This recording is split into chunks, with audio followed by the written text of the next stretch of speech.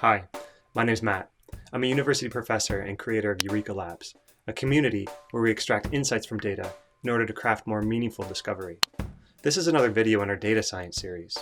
Today, we'll be talking about some of the tools that data scientists use. In our last video, we defined data science as a series of tools that allow us to extract meaning from data. So today, let's go ahead and dive in and explore what some of these tools are. Defining data science has a complicated history. To understand why, we first need to return to a viral Venn diagram.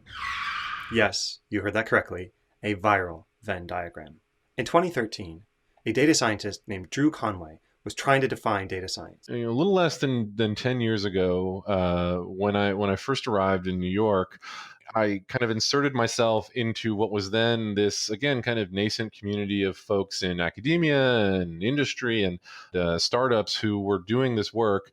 And so eventually there formed a kind of, I don't know, almost working group of folks who every month we would meet for a potluck brunch at the top of the New York Times building in the R&D floor, which is all the way at the top of the New York Times building, and just sit around on a Sunday morning and kind of talk about what this data science thing was. A beautiful example of the power of community. This was back in 2009, 2010. We were having these morning conversations, and sometimes they were mostly just for fun. I mean, we were all friends. We knew each other from various walks of life, and we would just come together and chat. And so one day we were having this conversation around what is data science, and I kind of walked away from that discussion with a whole bunch of ideas in my head as to well, okay, this is what these guys think, and here's how I might interpret this.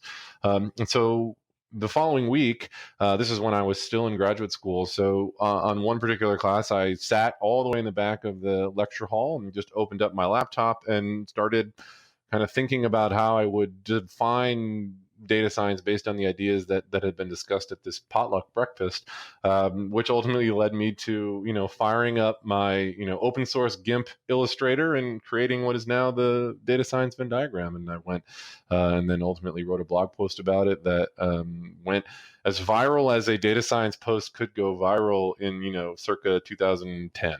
So that's the story of its creation, but that doesn't quite capture the ensuing debate.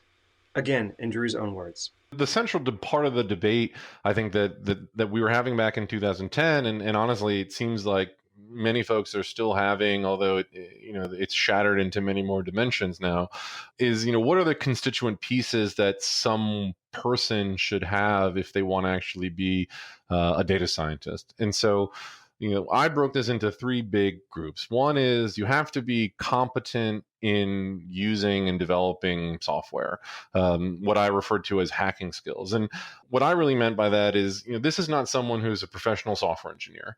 Hacking skills means someone who is, able to fire up the command line, can manipulate text, knows how to work with a scripting language so that they can produce repeatable, maybe shareable and reproducible pieces of code that could be used to analyze data.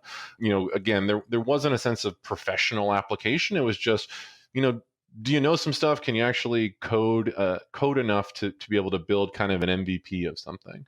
The other piece of it was kind of the academic side. So if you're going to be building these things, you should have some real kind of grounding in the statistics and the mathematics that go into the models and the methods that you're using, right? If you don't have that, then you may simply be kind of pointing a very powerful technical weapon at data and not actually know what's going on.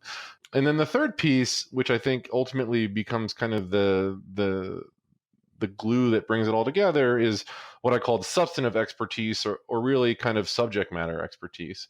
And this has nothing to do with your skills as a coder or your competency as a statistician, but more, do you know how to ask good questions, right? Because at the end of the day, and again, thinking about this back in 2010, ultimately what I was observing out in the kind of intellectual marketplace, so to speak, is that there tended to be a lot of people, or most people were good at coding, and a lot of people had or could get training in statistics and math, but they didn't really know how to ask good questions. And if you don't have a kind of point of view on a problem or point of view on a data set, then you're kind of starting with nothing, because no matter how much data analysis you do, if you're asking the wrong questions, you're kind of just, treading water. Yes, yes, yes. This is a very, very important point. Okay, let's hear Drew wrap it up now. And so we combined all three of those to create data science. And of course, there's the kind of secondary overlaps that occur between all of them. That's the data science Venn diagram. You can see several different professions with several different types of expertise can come together now in order to achieve a very specific purpose, to take data and to find the information within it.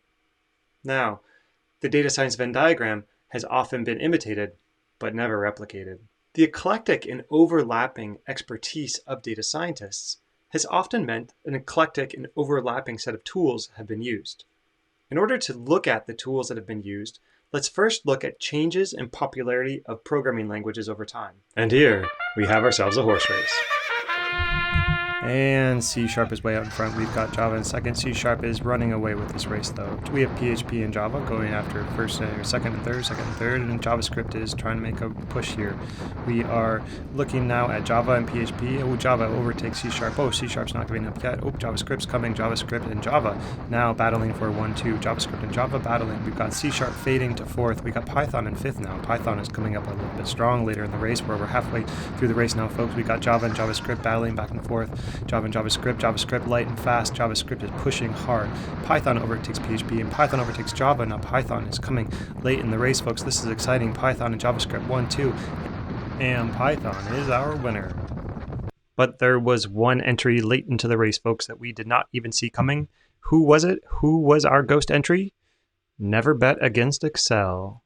Now, Excel does several things very, very well. But one of the things Excel does not do well at is reproducible data analysis. One of the things that Drew Conway talked about in his interview was that data science needs to be reproducible. You need to have a script, a set of instructions that you can then reproducibly produce reports and analyses from. So when we're thinking about our own data science tools and taking this step in a data science journey, we need to think about which tools will allow us to be reproducible. Now, at this point in your journey, you have two options. One option would be to use the programming language R. In the next video, I will tell you all about the R programming language. However, in this video, you can dive into Python. Python, of course, won the horse race that we saw, but it will also be a very powerful data science programming language. So at this point, you can choose your own adventure.